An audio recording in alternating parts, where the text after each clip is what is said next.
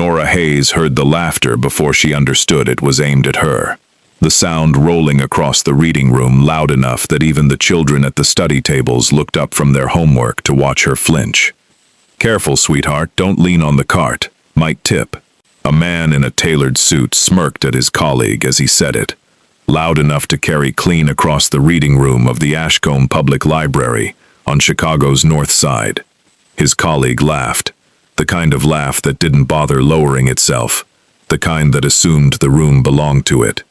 A woman near the periodicals section glanced up, then quickly looked back down at her magazine, the way people always did when cruelty happened in public, and nobody wanted to be the one who noticed it out loud. Nora kept stacking returns onto the cart, her hands steady even as her chest tightened around something old and familiar. 27 years old, and she still hadn't found the trick to making words like that bounce off cleanly. They never bounced. They lodged somewhere behind her ribs and stayed there, filed away with all the others, the way she filed everything else in this building, permanently, precisely, whether she wanted to remember it or not. That was the price of a memory like hers. She didn't just remember books, though she remembered those too. She remembered voices, tones, the exact syllable where mockery turned to laughter, the specific pause before someone decided her body was a joke they were entitled to tell in a public building, on a Tuesday afternoon, in front of children, doing their homework at the long oak tables. She was closing the reading room for the night, the after-school crowd long gone, the overhead lights buzzing low over empty tables, when the front door opened, without the courtesy of a knock. A man in a charcoal coat stepped through it, like he already owned the building, unhurried, unbothered by the closed sign, turned toward the street. Within the hour, as it turned out, he would own it. He didn't ask permission to look around. He walked the aisles slowly, one gloved hand trailing along the spines of the books as though counting them, or perhaps counting something else entirely, something Nora couldn't yet see. She recognized him, before she let herself admit she recognized him. Everyone in this city knew the face of Damiano Rocco, even the people who tried very hard not to know it, even the ones who crossed the street rather than nod at him on the sidewalk. "We're closed," she said, because someone had to say something, and it wasn't going to be nothing. He turned. His eyes moved over her exactly once, unhurried, without flinching, without the practiced disgust she had catalogued from 1,000 other men who let their gaze linger on her body, like it was a problem they were entitled to solve out loud. That alone unsettled her more than his reputation ever could. Men like him were supposed to look at women like her the way the tailored suit man had looked at her an hour ago. He didn't. "I'm aware," he said, his voice low, unbothered by the sign, unbothered by her tone. "I'm not here to borrow a book. Then I'll have to ask you to leave." A faint, humorless curve touched his mouth, gone as quickly as it arrived. "You can ask." He didn't leave. Instead, he crossed to the reference desk, set a folder down with 2 fingers, leather cover, worn soft at the corners, the way things get worn when they've been opened and closed, by careful, deliberate hands, many times before. Nora didn't reach for it. She didn't need to. She had shelved enough legal notices and eviction filings donated to the local history collection over the years to know that men who carried folders like that never carried good news inside them. "What is this?" "Proof that this library closes in 6 weeks, Damiano said, watching her face rather than the folder, "unless someone buys the building outright before the city council sends it to auction." Nora's stomach dropped, though her voice stayed level. She had trained it too, the way she'd trained every part of herself that the world kept trying to unravel. "And you're telling me this because I bought the winning bid an hour ago." The silence that followed had weight to it, the kind that pressed against her chest, the same way the mocking laughter had earlier that afternoon. Except this silence didn't hurt. It waited, patient, the way he seemed to do everything. "Why?" she asked slowly. Would a man like you want a library? Damiano's gaze didn't move from her face. Not once. Not toward her waist or her arms, or any of the places men usually let their eyes linger with judgment, dressed up as curiosity. I don't want a library, he said. I want what's inside it. Nora's blood went cold, because she knew, with the sudden clarity of a woman who had spent her life cataloging other people's secrets, exactly which shelf he meant.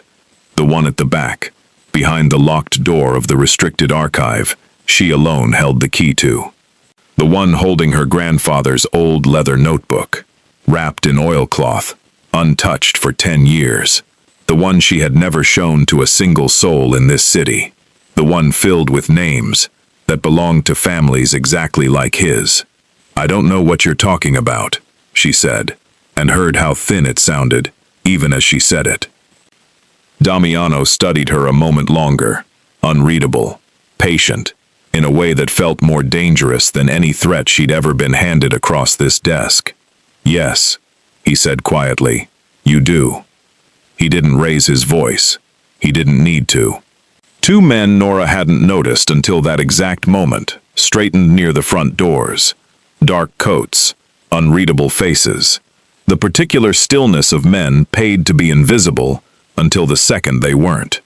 She understood, watching them, that whatever conversation had just happened in this room had already been decided before she'd said a single word. You have 6 weeks, Damiano said, turning toward the door. I'd use them to decide how much you trust me before I have a reason to stop asking nicely. That sounded like a threat. It was an offer, he said. I don't waste threats on people I might need. Then he walked out into the Chicago night, the folder still resting on her desk, leaving her standing alone, among the shelves, with her heart hammering, and 2 questions she couldn't silence, no matter how hard she tried to file them away, with everything else.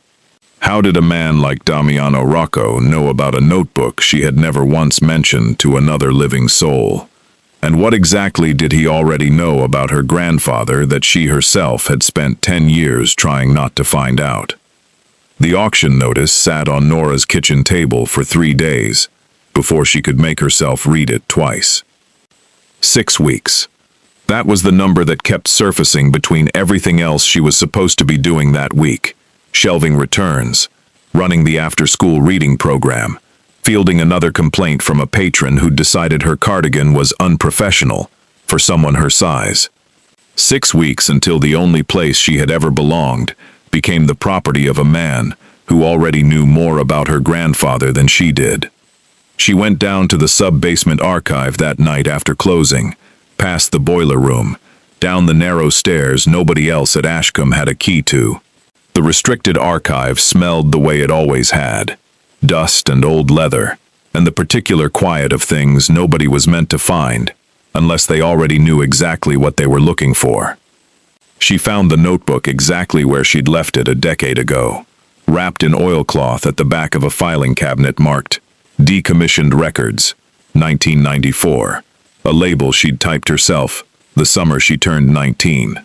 Salvatore Marchetti's name was written on the inside cover in her grandfather's careful hand.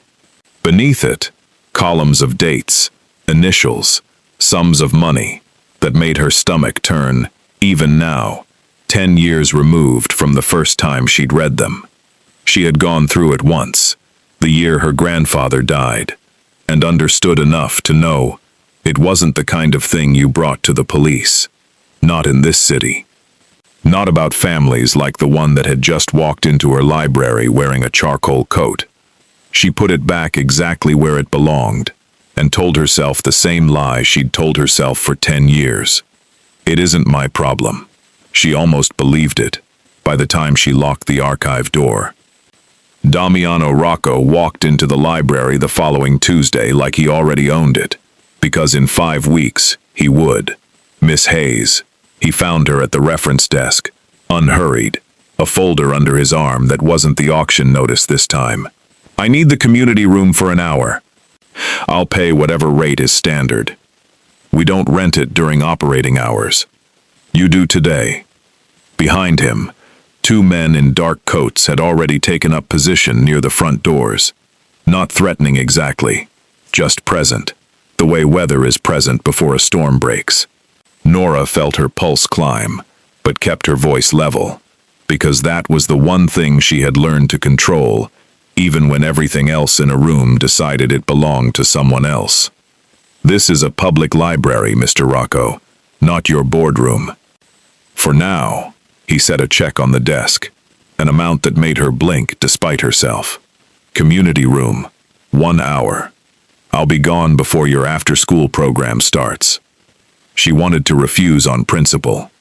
She took the check anyway, because principal didn't keep the boiler running or pay for the roof repair the county kept deferring year after year, and because some part of her wanted to know exactly what business brought a man like Damiano Rocco into a library on a Tuesday afternoon. She found out by accident 20 minutes later, delivering water pitchers to the community room, because the part-time aide had called in sick again. Through the half-open door, she caught fragments of a conversation conducted in the flat, controlled tone of men, discussing something far more serious than it sounded. Distribution routes. A name, Cross, repeated twice with an edge she recognized from every argument she'd ever eavesdropped on, as a girl hiding at the top of her grandfather's stairs. Damiano's eyes found hers through the gap in the doorway before she could retreat. He didn't look angry. He looked like a man recalculating something, adjusting a figure that had just changed on him. He caught up with her at the reference desk once the meeting had broken up. You alphabetized my associate's entire folder while he was setting it down, he said, nodding at the stack of papers she'd straightened without thinking, now squared and ordered by date instead of scattered, the way they'd been left. Nobody asked you to do that. It bothered me more than it should have. Most people wouldn't have noticed the dates were out of order at all. He studied her a moment longer than the observation required. You notice things other people miss, Miss Hayes. That's made you very good at your job, and very inconvenient to people who'd rather you didn't. That's all for today, Miss Hayes, he said finally, and it wasn't a dismissal so much as a warning wrapped in courtesy. She left the pictures and walked away faster than dignity strictly allowed, heart pounding in a way that had nothing to do with the water she'd been carrying. He was waiting for her at closing again, the Cadillac idling at the curb, but this time he didn't get out. You heard something in there, he said through the lowered window, not a question. I heard a business meeting. It's not my concern. Everything in that room is exactly your concern, the moment you're within earshot of it. His tone wasn't cruel, but it wasn't gentle either. Get in the car. Absolutely not. Something almost like amusement crossed his face, gone as quickly as it arrived. It wasn't a request born of desire, Miss Hayes. It was one born of necessity. There are people in this city who would consider what you overheard worth silencing permanently. I would prefer you not become one of their problems before you've become mine. That's supposed to reassure me? No, he said plainly, without apology. It's supposed to keep you alive long enough to have the conversation we're actually going to need to have.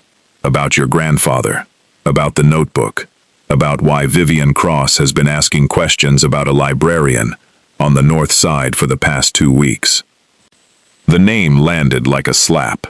Nora hadn't heard it spoken aloud in 10 years, not since her grandfather's funeral, when a woman in black had stood at the back of the church and left before anyone could ask who she was. How do you know that name? Because she's engaged to me, Damiano said, watching her face carefully as the words settled. And because I think she's the reason your grandfather disappeared from every record that mattered in the first place. The wind off the lake cut through Nora's coat, but it wasn't the cold that made her shiver. It was the sudden, sickening understanding that whatever her grandfather had buried in that notebook wasn't finished being dangerous, and that the man standing between her and the answer had just handed her the first thread of a truth she wasn't sure she was ready to pull, or strong enough yet to survive pulling. She didn't get in the car that night.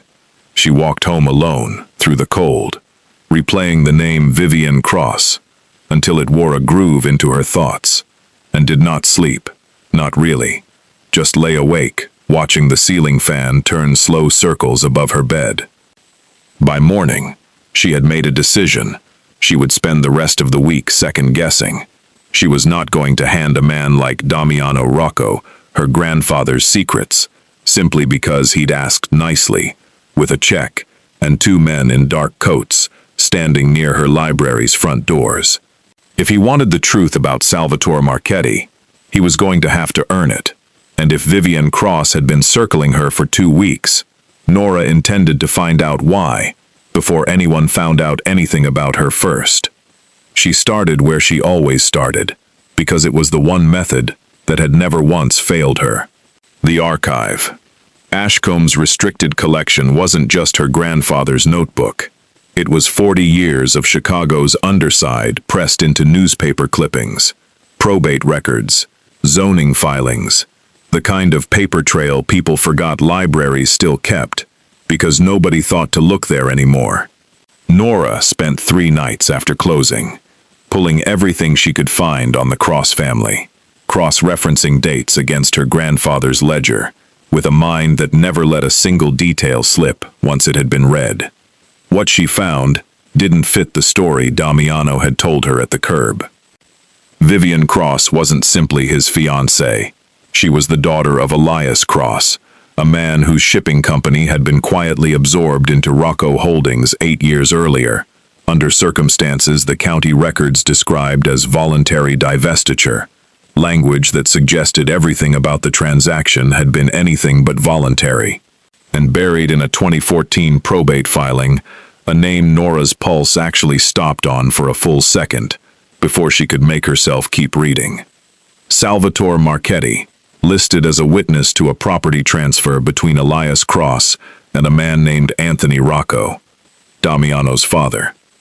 She was still staring at the filing, hands trembling slightly against the reading table, when the archive door opened without a knock, and Damiano stepped through it, like he'd been given a key nobody remembered giving him. "You've been busy," he said, glancing at the papers spread across the table, at the ledger open beside them. "This room requires authorization, Mr. Rocco. So does half of what I do, and yet..." He moved closer, close enough that she caught the low, clean scent of him, cedar, and something colder underneath, and made herself hold her ground instead of stepping back. "You found the Cross filing. You knew it was here." "I suspected." He looked at her then, really looked, in a way that had nothing to do with cataloging her body, and everything to do with recalculating what she was worth to him. "I didn't expect you to find it in 3 days. My own people took 3 months and a legal team. I'm a librarian, Mr. Rocco. Finding things is the job." "Damiano," he said, "if we're going to keep discovering each other's family secrets in a basement, you might as well use my name." It should have sounded like flirtation. It didn't. Quite. It sounded like a man testing the shape of a truce he wasn't entirely sure he wanted to offer. "Your father knew my grandfather," Nora said instead of answering the offer directly. "That filing lists them together on a property transfer involving Elias Cross. That's not a coincidence, and we both know it." "No," Damiano agreed. "It isn't. My father used Salvatore Marchetti to launder the Cross family's shipping assets into something the city couldn't trace back to either name. When it was finished, Elias Cross needed a way to make sure your grandfather never talked, and never testified, and never came back to collect whatever my father owed him for the work he'd done. And your grandfather disappeared from public record 11 months later," Damiano said quietly. "Not dead, erased, which is very hard to do to a man, unless someone with real resources wanted him gone quietly, rather than permanently gone at all." Nora's chest went tight. "You're saying my grandfather might be alive?" "I'm saying I don't know," Damiano said, and for the first time since she'd met him, something in his voice sounded almost uncertain of its own footing. "But I think your notebook has the answer. And I think Vivian Cross has spent the last 2 weeks trying to find it, before either of us does." The door at the top of the stairs creaked, and both of them went still, the same instant, the same held breath. Nora recognized the shift in Damiano immediately, the way his whole body reoriented toward the sound, coiled and silent. "Stay here," he said, low, already moving toward the stairs. He was gone, before she could argue, and Nora stood alone in the archive, with her grandfather's secrets spread across the table, and her heart slamming against a fear she hadn't let herself feel in 10 years. Whoever had been at that door was gone by the time Damiano returned, jaw tight, saying nothing about what he'd seen, only that they were leaving, now, together, and that the notebook was coming with them whether she was ready to let it go or not. What neither of them saw was the man who'd stood at that door long enough to hear the name Cross spoken aloud twice, and who was already 3 blocks away, phone pressed to his ear, telling Vivian Cross that the librarian had found the probate filing on her own, faster than anyone in the organization had managed, and that she was no longer a loose thread worth ignoring. She didn't let the notebook go, not that easily, not for a man who'd walked into her library twice now, expecting doors to open, just because he stood in front of them. "It stays here," Nora said, arms crossed, planting herself between Damiano and the filing cabinet, like her body alone could stop a man who moved armies of men with a single phone call. "You don't get to walk in here and take the one thing my grandfather left me, because you decided tonight was the night for it." Something shifted in his face, not anger, something closer to reassessment. He'd expected her to fold. Most people folded, eventually, once the 2 men in dark coats made themselves visible enough. "Someone was at that door," he said, instead of arguing the point further. "That's not a coincidence, Miss Hayes, and I'd rather have you angry with me and alive than reasonable with me and dead, in a filing room nobody would find you in for days. That's not your decision to make." "No," he agreed, quiet. "It's yours. I'm only telling you what I know to be true, and what I've seen happen to people who underestimated how much this city is willing to lose to keep a secret buried. They compromised, in the end." The notebook stayed in the archive, locked in a new drawer, only Nora had access to, but he posted one of his men outside the library after hours. A broad-shouldered, quiet man named Caesar, who nodded at her every morning, like she was someone worth protecting, rather than someone to be merely tolerated. It was strange, being watched over, instead of simply watched. Over the next 2 weeks, something shifted between her and Damiano that neither of them named out loud. He came by the library more often than the investigation strictly required, and stayed longer than the pretext ever justified. One evening, closing up late, she found him standing at the window overlooking the reading room, not looking at anything in particular, and asked what he was thinking about. "My sister used to read in a room like this," he said, and the words came out clipped, unpracticed, like a door he hadn't meant to open. "She died when I was 22. Someone I trusted decided she was worth less than a shipment I was moving that week, and I've spent every year since making sure nobody makes that mistake about anyone else who matters to me." He didn't say anything else, and Nora didn't ask him to. She understood, watching him stare at nothing, that she had just been handed something he didn't hand out easily, and that the correct response wasn't a question, it was silence, and she gave it to him. He noticed things about her too, the kind of things nobody usually noticed. That she reshelved an entire cart faster than anyone he'd ever watched work, cataloging by memory, instead of the printed index most librarians relied on. "You don't forget anything," he said one evening. "No," she said, "I don't." That must be exhausting.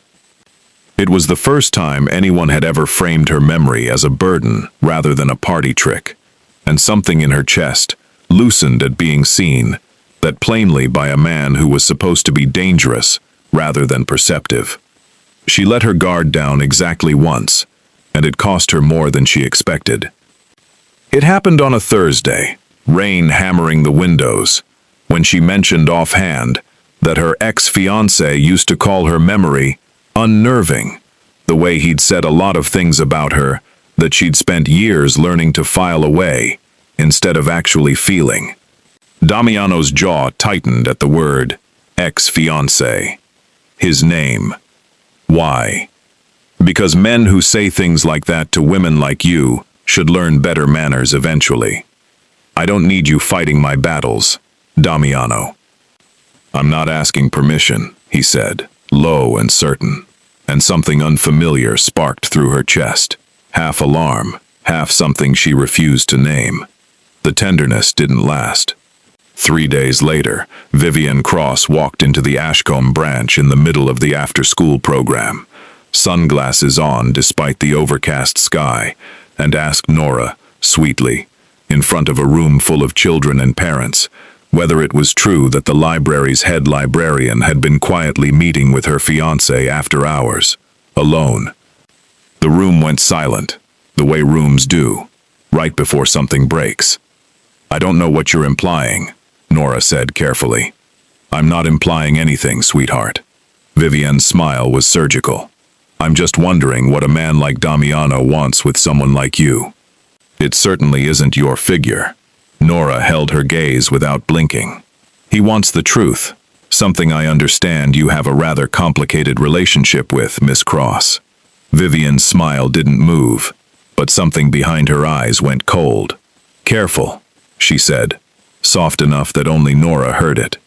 People who go looking for the truth in this city tend to disappear the exact same way your grandfather did. She left before Nora could answer, and Nora was still standing at the desk, hands unsteady, when Damiano arrived 20 minutes later, having heard the version of the story that traveled fastest. You let her walk in here and threaten you in front of children, he said, and it wasn't concern in his voice. Not at first. It was something harder, edged with something that sounded almost like accusation. Why didn't you call me the moment she came through that door? Because I handled it. You shouldn't have had to handle it alone. I've been handling things alone my entire life, Damiano. I don't need you deciding when I'm allowed to manage a conversation in my own building. This isn't about managing a conversation. This is about my fiancé threatening you with the same disappearance that took your grandfather, and you standing here defending your right to face that by yourself. Maybe I'd rather face it alone than wonder every day whether you're protecting me, or just protecting whatever this is that you think you owe me. The words landed harder than she meant them to, and she watched something close in his face, a door shutting where one had briefly, carefully opened. He didn't argue the point further. He simply nodded once, jaw tight, and walked out without another word, leaving her alone in the reading room, with the silence she'd asked for, and hadn't actually wanted at all. 3 days passed after the argument in the reading room, and Damiano didn't come back, didn't call, didn't send Cesar with some manufactured excuse the way he might have before. The silence between them sat heavier than anything Vivian Cross had said, and Nora told herself it was better this way, that she'd meant every word about not needing him to decide when she was allowed to face her own battles. She didn't tell him what Vivian had said that day, and she certainly wasn't going to reach out first now. It wasn't loyalty that stopped her, not exactly. It was the cold, careful part of her mind, the part that had spent a decade cataloging this city's secrets, warning her that a man engaged to Vivian Cross might not react the way she hoped.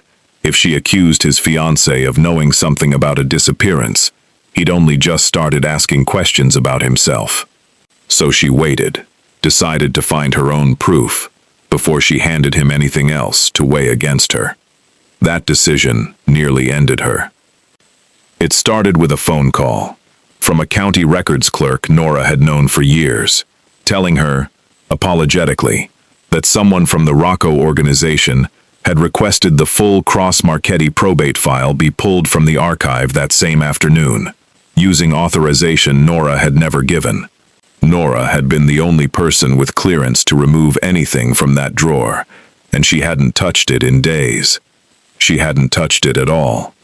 By the time she reached the library, the drawer had been forced, the lock bent outward in a way that suggested urgency rather than skill, and the notebook was gone. Damiano arrived 20 minutes later, summoned by Caesar, and found her standing over the broken drawer, with a look on her face that had nothing to do with the missing notebook, and everything to do with what she already suspected was coming next. "It's gone," she said, "and whoever took it made it look like I did it myself." "Did you?" The question landed like a slap, precisely because it was fair, and precisely because some small, exhausted part of her had hoped, foolishly, that after everything, he wouldn't ask it at all. "No," she said, "but I understand why you'd wonder. I have people saying you met with a man from the Cross organization yesterday afternoon," Damiano said, voice flat, controlled in the way that frightened her far more than shouting ever would have. "Near the branch. On camera, apparently. I met with a records clerk about an unrelated inquiry. If someone's telling you otherwise, they're lying to you, and you should ask yourself why. Or, you're lying to me." The accusation sat between them, ugly and sudden, and Nora felt something in her chest go very still and very cold. She had spent her whole life being underestimated, dismissed, laughed at in rooms full of people who thought her body gave them permission, and she had learned, the hard way, that the only thing worse than being disbelieved was standing there begging to be believed anyway. She wasn't going to beg, not even for him, not even now, 3 days after he'd walked out of her reading room without looking back once. "I'm not going to defend myself against something I didn't do," she said quietly, each word deliberate. "You can believe whatever your evidence tells you to believe, Damiano. But I won't stand here and audition for your trust, like it's something I have to earn twice over." "Nora, you should go!" Her voice didn't shake, though everything underneath it did. "And you should take your man off my sidewalk. I don't need protecting by someone who thinks I'd sell out my own grandfather's memory to the very family that erased him from existence." He left. He didn't argue, didn't soften, and that silence hurt worse than any accusation could have. She stood in the wreckage of the archive, long after his car pulled away, thinking that 3 days of missing him had apparently taught her nothing at all about how quickly he could turn cold again. 2 days later, the county board convened an emergency session and voted, under pressure Nora couldn't trace, but could absolutely feel, to suspend her pending an internal review of irregularities in the restricted archive. She was escorted out of the Ashcombe branch by a security guard who wouldn't meet her eyes, past children from her reading program who didn't understand why Miss Hayes wasn't allowed to stay and finish story hour. She did not cry until she was 3 blocks away, alone, where no one could turn her grief into another story about her own weakness. She thought of every patron who had ever whispered about her size behind a raised hand, and understood, walking home in the cold, that losing this job hurt worse than any of them ever had, because this time she had actually done nothing wrong. She was sitting in her apartment that night, replaying every conversation with Vivian Cross for a clue she might have missed, when her phone rang from a number she didn't recognize. Miss Hayes. The voice was elderly, cautious, familiar in a way that made the hair on her arms rise before he even finished his first sentence. "You don't know me, but I worked with your grandfather at the Marchetti offices a long time ago. I think it's time somebody told you the truth about what actually happened to him, before whoever took that notebook decides you're the only person left who might still remember any of it." The old man's name was Walter Deal, and he asked to meet somewhere public, somewhere with cameras, somewhere he could leave quickly if he needed to. Nora chose a diner on Devon Avenue that had been serving the same burnt coffee since before she was born, and arrived early, watching the door the way she'd watched library patrons for years, cataloging every face that came through it. Walter was smaller than his voice had suggested, hunched, hands trembling slightly around a coffee cup he never once drank from. "Your grandfather didn't disappear," he said, without preamble. "He ran. There's a difference, and it matters more than you know." Ran from what? From Anthony Rocco. Walter's eyes flicked to the window, then back, checking the street, the way a man checks a street when he has learned, the hard way, that some habits never fully leave you. Salvatore kept records, everyone's records. It was supposed to be insurance. A man like Salvatore, working for men like that, you keep something back, in case they ever decide you're worth more dead than useful alive. The notebook. "One of them," Walter said. "There were two. Your grandfather split the records, so no single book could destroy everyone at once. He gave you one when you were 19, because he trusted you to keep it safe. The other one, he kept for himself." Nora's pulse climbed. "Where is it?" "I don't know. But I know why he ran, and it wasn't Anthony Rocco he was afraid of in the end." Walter leaned forward. "It was Elias Cross. Cross found out Salvatore was skimming records on the side. Cross decided that made him a liability. Anthony Rocco actually protected your grandfather, hid him, got him out of the city under a new name. Damiano's father saved him? For a while. Long enough for Salvatore to get you set up here." Walter's face did something complicated. He didn't want you finding any of this until you were old enough to protect yourself. Nora sat back, the diner noise fading into a dull roar behind the pounding in her ears. "Is he alive?" "As of 6 years ago, yes. I don't know where. But I know Vivian Cross has spent the last month looking for that second notebook, because whatever's in it would destroy her father's entire operation." "Why are you telling me this now?" "Because someone broke into my apartment 2 nights ago," Walter said, composure cracking, asking questions about Salvatore Marchetti. "I'm an old man, Miss Hayes. I don't have much left to lose. But you do." He left first. Nora sat alone with cold coffee and a truth that changed everything. What she didn't know, walking home that night, was that Damiano had spent every hour of her suspension doing the one thing he hadn't told her he was doing. He'd pulled the security footage himself, frame by frame, and found the gap in the timestamp that proved the camera showing her supposedly meeting a Cross associate had been looped, spliced from an entirely different afternoon. He'd tracked the loop back to a technician on his own payroll, a man who'd taken a payment 2 days before the footage surfaced, and who broke, eventually, under exactly the kind of pressure Damiano was good at applying. The technician gave up Vivian's name within the hour. Damiano hadn't called Nora with any of it. Not yet. He told himself it was because he needed more before he brought it to her. Needed the full picture instead of a partial one. The truth, which he did not examine too closely at 2 in the morning, with the technician's confession spread across his desk, was that he was afraid of what it would mean if he called her and she didn't answer. Afraid that the silence he'd left in that reading room had cost him something he didn't yet have a name for losing, something that had crept up on him slowly enough that he hadn't noticed it arriving until the space where she used to be became impossible to ignore. He was 3 blocks from her apartment, working up the resolve to knock on a door he'd walked away from a week ago, having rehearsed and discarded a dozen ways to start the conversation, none of which felt like enough to undo what he'd said in that reading room, when Caesar's voice cut through his earpiece, tight with an alarm Damiano had heard from him exactly twice before in 6 years of working together. "She's not answering. I had eyes on her leaving the diner. Then nothing." Damiano didn't remember telling the driver to move.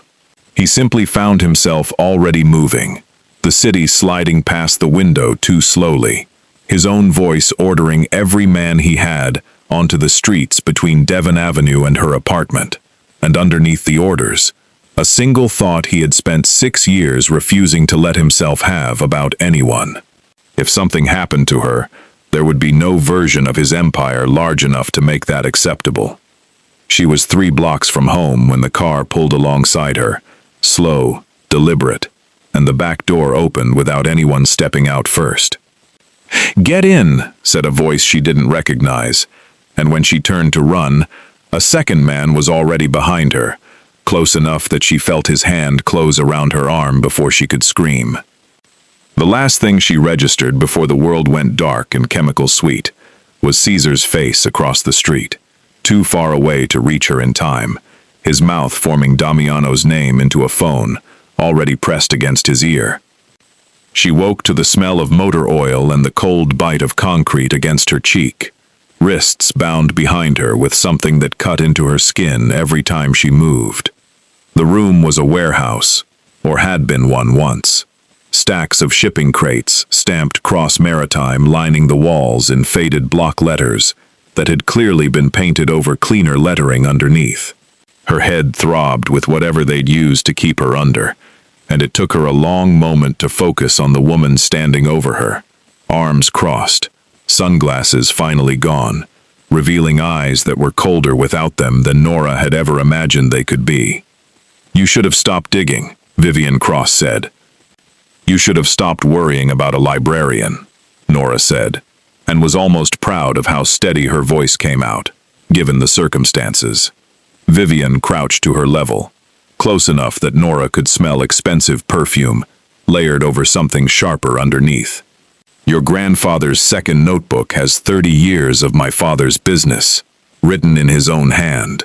Every bribe, every body, every dollar, laundered through cross-maritime, since before I was born. If that book surfaces, my father goes to prison, and I lose everything I've spent my whole life building toward. Then it's a good thing I don't have it." "No," Vivian agreed, standing again, smoothing her coat with a composure that didn't quite reach her eyes. "But you're the only person who might know where Salvatore is, and Salvatore is the only person who knows where that book is buried. So you're going to remember something useful, Miss Hayes, or you're going to become very unpopular with people who don't like asking twice." She paused at the door, something bitter crossing her face. "It's almost funny. Your family has been ruining mine for longer than you know. 10 years ago, someone tipped off Anthony Rocco about a shipment my father planned to make sure never reached its destination, along with the man riding in it. The warning traced back to a payphone 2 blocks from your grandfather's apartment. I always assumed it was Salvatore trying to buy himself insurance. It never once occurred to me it might have been a frightened 17-year-old girl who happened to pick up a phone that night." She left before Nora could respond, and Nora lay there in the dark for what felt like hours, with a memory she had buried so deep she'd nearly convinced herself it belonged to someone else. The overheard phone call, her grandfather's voice gone thin, with fear behind a closed door. The payphone on the corner, 2 blocks from their apartment, her hands shaking as she recited the address a stranger's voice had told her to give, never once learning whose life she'd saved that night, or why any of it had mattered enough to risk being caught listening at all. She didn't hear the warehouse door until it was already swinging inward, and didn't recognize the sound that followed. Gunfire, close and controlled, 3 shots and then silence, until Damiano himself stepped through the smoke with an expression she had never once seen on him before. Something past fury, something that looked almost like fear finally allowed to surface. "Nora." He was on his knees beside her before she could speak, hands working at the restraints with a violence he clearly wasn't directing at her. "Look at me. Are you hurt?" "I'm fine." Her voice cracked on the second word, undoing the lie almost as soon as she said it. "I should have believed you," he said, low, furious with himself in a way she hadn't expected from a man who rarely admitted fault to anyone. "About the notebook, about all of it. You came anyway." "I was never not coming," he said, and something in the rawness of it landed harder than any declaration would have. Caesar tracked the car 3 blocks before he lost it. She let him help her up, and told him what Vivian had said, watching his face change as the pieces settled into place, slower than her own realization had, but landing somewhere just as unsteady. "A payphone 2 blocks from your grandfather's apartment," he repeated quietly. 10 years ago, my father nearly died on a shipment that year. He never told me who warned him. He said only that he owed a debt he intended to keep paying quietly for the rest of his life, to a family he refused to name. He looked at her, like he was seeing an entirely different woman than the one he'd walked into a closing library 6 weeks ago. "It was you. That's why he protected Salvatore. That's why he made sure you had a job, a home, a life he could watch over from a distance. He wasn't protecting a debt to your grandfather at all. He was protecting a debt to me." "Yes," Damiano said, something raw moving behind his eyes. "And I spent 6 weeks treating you like a problem I needed to manage, when you'd already saved my father's life before I ever knew your name." Outside, sirens wailed closer, and Cesar's voice cut through the warehouse calling Damiano's name. Urgent, warning of movement near the loading dock. Damiano pulled Nora behind him instinctively, body angled between her and the door, and in the tightening silence before whatever came next, Nora understood with sudden, sickening clarity that Vivian Cross had not left the warehouse to save herself. She had left to make sure no one walked out of it at all. The explosion came from the loading dock, not large enough to bring down the warehouse, but large enough to buy someone time, and Nora understood in the ringing aftermath that it had been designed to do exactly that, and nothing more. Smoke rolled through the crates in gray sheets, thick enough to sting her eyes. Somewhere beyond it, gunfire started again, sharper this time, closer, echoing off metal walls that made it impossible to tell which direction it came from. "Stay behind me," Damiano said, and for once she didn't argue, because the alternative to trusting him now was not a thing she could afford to consider with her ears still ringing. They moved through the smoke toward a side exit Caesar had radioed as clear, Damiano's grip firm around her wrist, his body angled to take whatever came from the dark before it could reach her first. They didn't make it 20 feet before a figure stepped from behind a stack of crates, and Nora's stomach dropped at the sight of him. Caesar, gun raised, not at the smoke behind them, at Damiano. "I'm sorry," Caesar said, and his voice shook in a way that told Nora this wasn't triumph. It was something closer to grief, carved into a man's face against his will. "Vivienne has my sister. 2 years, Damiano. She's had her locked up in a facility upstate this whole time, and she said the day I stopped being useful was the day she stopped being safe there." Damiano didn't move, didn't reach for the weapon at his own side, and Nora realized with a jolt that he had already understood something she hadn't. "You've been feeding her information the whole time. Everything. The archive drawer, the camera footage that framed Nora, your schedule, Walter Deal's address." Caesar's hand trembled around the gun, sweat beating at his temple despite the cold. "I never wanted any of it, Damiano. I need you to believe that much, even now." "I do," Damiano said, quiet, and something in his voice carried no anger at all, only exhaustion, the particular weariness of a man who had spent his whole life discovering betrayal, one layer at a time, and had simply run out of surprise to spend on any of it. "Where is she keeping your sister?" "I can't tell you that." "Not until Nora's dead. Those were the terms she gave me, and she doesn't make offers twice." The words landed like ice water, and Nora felt Damiano's body go rigid beside her, not with fear, with something colder and more absolute, a decision already made before Caesar had even finished speaking. "Then you're going to have to shoot me first," Damiano said, stepping fully in front of her, chest exposed to a man who had served him loyally for 6 years. "Because she doesn't die while I'm still standing here breathing." Cesar's hand shook harder, the gun wavering between them. It didn't lower, but it didn't fire either, caught in the terrible math of a man choosing between 2 people he was supposed to protect. and finding no version of the equation that let him keep either. It was Nora who moved, not away, but forward, past Damiano's outstretched arm, close enough that Cesar's gun now hovered inches from her own chest, instead of his boss's. "You don't want to do this," she said, steady. The same voice she'd used on parents, threatening to sue over overdue fines, on men who mocked her in reading rooms, on every person who had ever mistaken her calm for weakness, rather than what it actually was. "I know what it is to watch someone you love disappear, and spend years not knowing if they're alive. I've lived it for 10 years, Cesar. If you kill me for Vivian Cross, your sister stays exactly where she is, because women like that don't return what they've taken. They just find new reasons to keep it a little longer." Cesar's jaw worked, tears finally breaking loose, down a face he'd clearly trained himself not to show weakness on.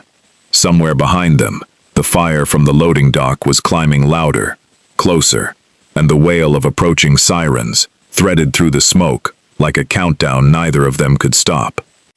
"There's another way," Damiano said, low, urgent now, watching his own man, the way he might watch a wounded animal, deciding whether to charge or flee. "Tell me where she's holding your sister, and I will burn Vivian Cross's entire operation to the ground to get her out. But only if you put that gun down in the next 5 seconds, Cesar." 5 seconds.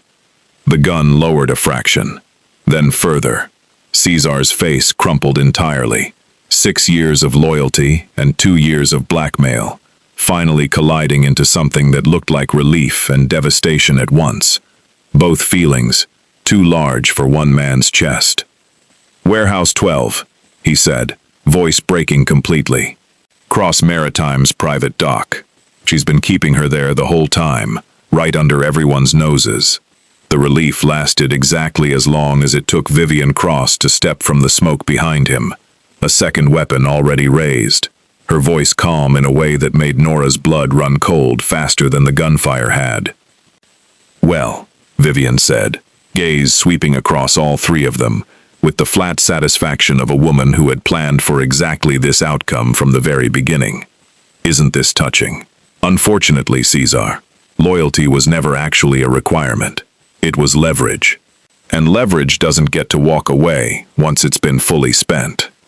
She fired before anyone could move, and the last thing Nora heard, before the world tilted sideways into chaos, was Damiano shouting her name, and the sickening, unmistakable sound of a body hitting concrete that wasn't her own.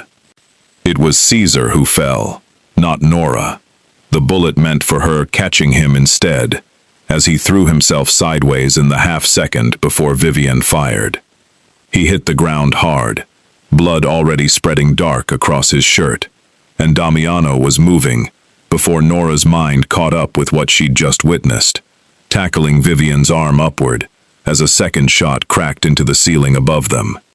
"Get down," Damiano shouted at Nora, and she dropped behind a shipping crate as the two of them grappled for the weapon, Vivian shrieking something venomous about ruined plans and wasted years, her composure finally, completely gone, in a way Nora had never seen from her before.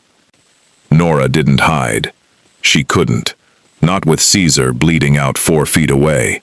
Not with the one clear thought cutting through her fear like a blade. She had spent her whole life being told her body made her useless, slow, incapable, and she was done believing it, in the one moment it actually mattered most. She crawled to Cesar, pressed both hands hard against the wound, the way she'd read about 100 times in books she'd shelved, without ever imagining she'd need the information, and held pressure while chaos exploded around her. "Stay with me," she said, low and fierce, her hands slick and warm. "Your sister needs you to stay with me. Do you hear me, Cesar? Stay." The gunshot that ended it came almost as an afterthought, Damiano finally wresting the weapon free and firing once. Controlled, final, no hesitation in it at all. Vivian Cross went down against a stack of crates, not dead, but done, clutching her shoulder with a scream that had nothing performative left in it now. Police sirens crested outside seconds later. Chicago PD flooding the warehouse alongside an ambulance crew. Damiano had apparently called before he'd even reached the building himself. Nora didn't let go of Caesar until the paramedics pried her hands away gently, and didn't fully register that she was shaking until Damiano's arms came around her from behind, steady, unwilling to let go of her again. "You're safe," he said into her hair. "You're safe. I have you now. Caesar is going to make it, because you didn't let him bleed out on that floor." His voice broke slightly on the words, an admission of something larger than gratitude alone. "You could have run. You should have run. And instead you knelt down next to a man who put a gun in your face 20 minutes ago, and you saved his life without a second thought." "He was protecting his sister," Nora said. "I understand that better than most people would." In the days that followed, the truth came out in pieces, the way truths in this city always did, through police statements, through federal wiretaps that had apparently been listening to Vivian Cross far longer than anyone had let on, through Elias Cross's sudden, panicked attempt to flee the country the moment his daughter's arrest hit the evening news. The second notebook surfaced from a safety deposit box Walter Deal had been guarding for a decade, exactly where Salvatore Marchetti had left instructions for it to be found if he never returned to claim it himself. 30 years of Cross Maritime's crimes, laid out in her grandfather's careful hand, more than enough to end the family's entire operation and put Elias Cross away for the rest of his natural life. Damiano stood before Chicago's assembled underworld 2 weeks later, in a meeting Nora wasn't meant to witness, but insisted on attending anyway, arms crossed, chin level, refusing to wait outside like a woman with nothing to contribute. He didn't simply announce the Cross family's downfall to the room. He announced, in front of every capo and lieutenant who had ever underestimated a curvy librarian from the North Side, that Nora Hayes had uncovered the truth his own organization had spent months failing to find, that she had saved Caesar's life with her own 2 hands, while armed men fought around her, and that anyone who mistook her for anything less than formidable would answer to him, personally, without exception. The room's silence afterward wasn't mockery. For the first time in Nora's life, it was respect, quiet and total, the kind that didn't need to announce itself to be felt in every corner of the room. Men who would have laughed at her a month ago wouldn't meet her eyes now, and she found she didn't need their apology, only their silence. "You didn't have to do that," she said later, when they were finally alone in the emptied room. "I didn't do it for you," Damiano said, which surprised her until he continued speaking. "I did it because it was true, and because I spent years believing loyalty had to be bought or forced out of people. And you taught me it can simply be earned by being exactly who you already are, nothing more, nothing performed." He reached for her hand, something unguarded, finally breaking through the composure she'd watched him wear like armor since the night they met in a closing library. "I love you, Nora, not despite anything. Not in spite of what this city taught you to believe about yourself, because of exactly who you are, all of it, every part. You saved my father's life 10 years before I ever knew your name, and you saved mine in that warehouse without a moment's hesitation. And I have spent 6 weeks trying to find a version of gratitude large enough to hold both of those truths at once. I don't think one exists, so I'm giving you the only thing I actually have left to offer instead." She didn't answer right away, because 10 years of being told she was too much had left scar tissue that didn't dissolve in a single sentence, however true it sounded. But she didn't pull her hand away either, and when she finally looked up at him, something in her chest that had been braced for disappointment her entire life, finally, quietly, let go for good. Salvatore Marchetti walked into the Ashcombe Public Library on a gray Tuesday morning, 3 weeks later, older than Nora remembered, hair fully white now, but with the same careful hands that had taught her to shelve books before she was tall enough to reach the second row of any shelf in the building. She dropped the stack she was carrying and didn't care that it scattered across the floor. Grandpa.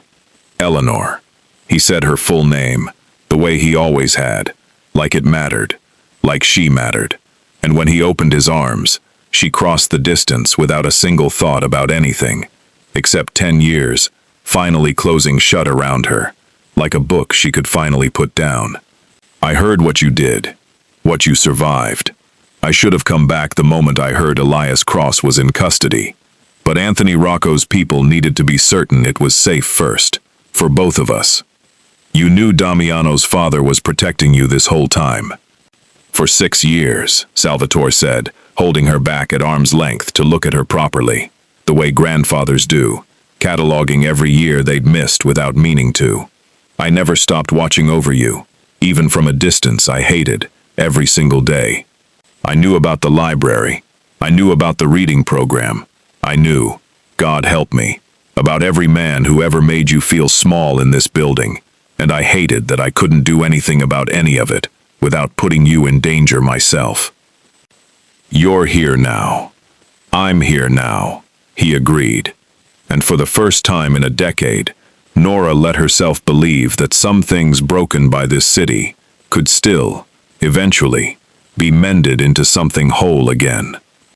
The county reinstated her position within the week, the suspension quietly erased once the truth about the archive break-in became public record, and the board that had escorted her out under a security guard's downcast eyes now stood applauding when she walked back through the front doors of Ashcombe for her first day back at work. Children from the reading program had made a banner, misspelled in 3 places, which somehow made it better. Someone had brought flowers. The man who had mocked her cart that first terrible morning was, notably, absent, having transferred branches rather than face the woman his cruelty had failed to break. Damiano came to the library often after that, no longer under any pretext, no longer needing an excuse to sit in the reading room with a book he wasn't actually reading while he watched her work. He learned, over those months, to sit quietly in corners of her world that had nothing to do with power or fear, learned the names of children in her reading program, learned which shelves she reorganized on rainy afternoons, simply because the quiet of it settled something in her that nothing else could touch. Caesar, recovering slowly, brought his sister to visit once he was strong enough to walk without assistance, the girl finally free of the facility Vivian Cross had used to control him for 2 long years, and Nora watched something in Damiano ease permanently the day he saw the 2 of them reunited, a debt of guilt finally allowed to set down its weight for good. He proposed in the sub-basement archive, of all places, on a Thursday evening after closing, exactly where they'd first argued, over a notebook that had changed both their lives forever. It should be somewhere grander, he admitted, ring already out, uncharacteristically unsteady, for a man who never once flinched in front of armed men. But I think this is where I actually fell in love with you. Watching you defend a piece of paper from a man everyone else in this city was afraid of.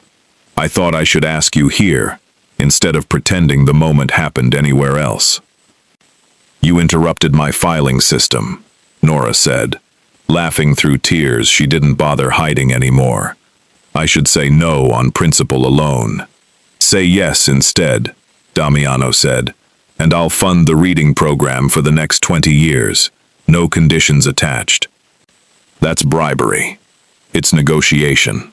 I learned from the best woman I know. She said yes, obviously. And the wedding, 6 months later, filled Ashcombe's community room with more flowers than the county had ever approved a budget for in its entire history. Salvatore walked her down an aisle, built between borrowed folding chairs. Cesar standing beside Damiano, with his sister watching from the front row. Walter Deal seated near the back, looking prouder than a man who barely knew her had any right to look. Vivian Cross's trial concluded the same season, her father's empire dismantled piece by piece in federal court, and Nora testified without a single tremor in her voice, because some fears, once survived, simply stopped having power over you afterward. Years later, when her daughter asked why the big library downtown had a small brass plaque near the archive stairs reading the Marchetti collection, Nora would tell her the story slowly, the way her grandfather had once told stories to her, about a curvy librarian nobody thought was worth noticing, and a dangerous man who noticed anyway, and how the two of them learned, together, that being underestimated was never the same thing as being small. Love, she would tell her daughter, doesn't make you weaker. It makes you exactly strong enough to finally stop apologizing for taking up space in a world that never deserved to make you feel like you didn't belong in it.